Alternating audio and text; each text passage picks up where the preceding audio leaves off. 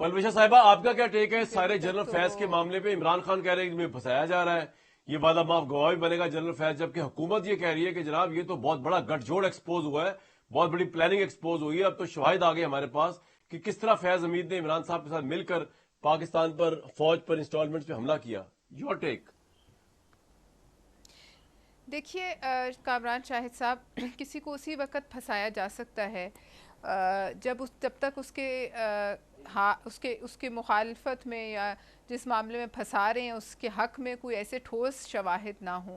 ये किसी किसी को इसी तरह सड़क चलते को उठाकर तो नहीं फंसा रहे ना। इनके पीछे एक इमरान खान साहब की शख्सियत के पीछे जो इनके चाहने वाले हैं वो पूरी दुनिया में फैले हुए, बड़ी इम्पॉर्टेंट जगहों पर हैं और ऐसी ऐसी जगहों पर हैं जहाँ जो आज से पहले किसी और पॉलिटिकल पार्टी को इस मुल्क में नसीब नहीं हुए। इतने इनके हमदर्द हैं और ये इस लिहाज से भी इमरान खान साहब खासे खुशकिस्मत हैं कि जिस मुल्क को उन्होंने ख़ुद कहा कि वो रजीम चेंज में जो है वो मुलव्वस है, उसी मुल्क से उठ उनके जो हैं बहुत से कदरदान सामने आ रहे हैं, वहाँ से उनके हक़ में बहुत सी गवाहियाँ आ रही हैं, वहाँ से उनके हक़ में बयानात आ रहे हैं। तो लिहाजा इमरान खान साहब को फंसाना कोई आसान काम नहीं होगा अगर शवाहिद मौजूद हैं।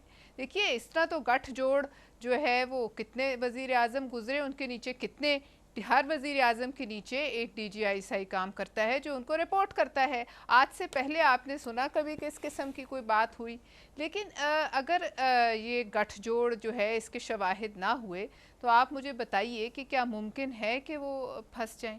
और अगर इन्हें इतना ख़दशा है कि वो फंस जाएंगे या उन्हें फंसाने के लिए ये सब कुछ किया जा रहा है, तो फिर उन्हें इस बात की तफसील बयान करनी चाहिए कि किस तरीके से जो है उन तक ये ख़बरें पहुंच रही हैं कि उन्हें फंसाया जा रहा है। जहाँ तक हमें इल्म है कि कोर्ट मार्शल जो की कार्रवाई होती है वो आम लोगों तक नहीं मेरे और आपके पास नहीं है, और तो इमरान खान साहब के पास तो मेरे ख़्याल में वैसे भी मालूमात जो हैं वो आहिस्ता आहिस्ता और फ़िल्टर होकर पहुंचती होंगी, अब तो बिल्कुल ही शायद ना पहुंचती हूँ। लिहाजा मैं समझती हूँ कि जी वो एक्चुअली देखिए बात ये सहाफियों है, को जब बताते हैं चंद ना तो चीज़ें जो मीडिया बिल्कुल टॉक करते हैं, लेकिन हकीकत हैं। आपके नजदीक पलविशा आपकी अपनी राय क्या है कि आपको लगता है कि ये इमरान खान के लिए बड़ा सीरियस केस है, कामरान, ये Faiz Hamid will be a very serious गवाह अगेंस्ट हिम? आपको लगता है ये आपकी असेसमेंट, चले पार्टी को छोड़ के भी देखिए आपकी असेसमेंट लेते हैं इफ देयर इज एविडेंस, जी। देखिए if there is evidence against him तो फिर तो बहुत सीरियस केस हो सकता है। और अगर देखिए किसी को भी उठाकर इस तरह से किसी के खिलाफ गवाह बना देना कोई आसान काम नहीं है इन पोजीशंस पर। उसकी ज़ाहिर है बाकायदा सबूत होंगे और सबूतों के बुनियाद पर ही काम हो रहा होगा, लेकिन अभी तक एक बात हुई नहीं।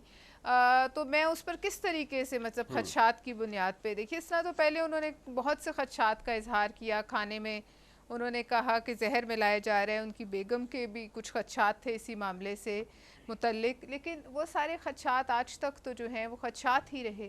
और जाहिर है जो कह रहे हैं जिनकी जितनी सांस है, ज़िंदगी मौत तो खुदा के हाथ में, हम चाह के भी किसी की, और हम ऐसा चाहते भी नहीं कि तो किसी की भी पॉलिटिकल लीडर की ज़िंदगी मैं को कोई आपका खतरा हो। आर्गुमेंट ये समझाऊं, लेकिन मैं ये समझाऊं कि आप कह रही हैं कि इमरान खान को फंसाना आसान नहीं है, तो अगर उन्होंने कोई गलत काम किया होगा तो वो फंसेंगे वरना नहीं फंसेंगे, आप ये कह रही हैं?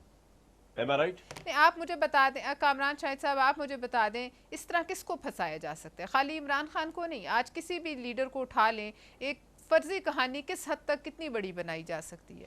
लेकिन मुझे ये इल्म नहीं कि उनको एक खदशा शायद हो रहा हो, इंसान को खदशात होते हैं, लेकिन उसके पीछे अगर कोई ठोस बात नहीं तो वो सिर्फ खदशात हैं, हो सकता है हो सकता है ना हो।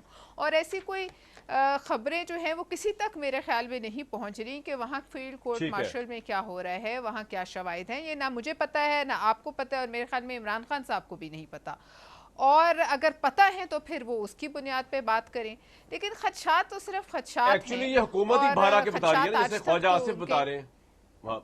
मैं समझ गया आपका पॉइंट, ठीक है। देखिए ख्वाजा आसिफ तो साहब आप की मैं इमरान बात खान पे को कह इसलिए रही हैं कि आप कॉमेंट नहीं घबराएं करूंगी मत कि अगर आपने उससे कुछ गलत नहीं कॉन्ट्रडिक्टरी किया। बात एक अवैध साहब एक मिनट में जरा नहीं लोगों को बता दूं कि ऑडियो लिंक्स जी